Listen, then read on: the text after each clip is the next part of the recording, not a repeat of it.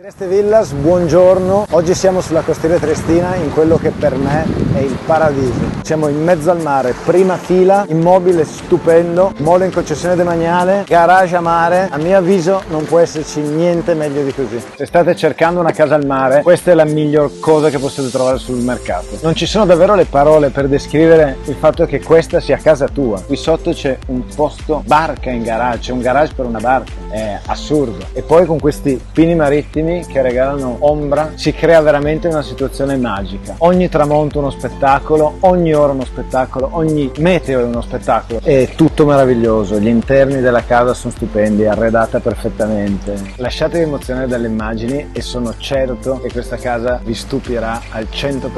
E se vi interessasse chiamateci in fretta, perché io non so quanto possa durare sul mercato una bellezza di questo tipo. Trieste Villas, costiera, Davide, ciao.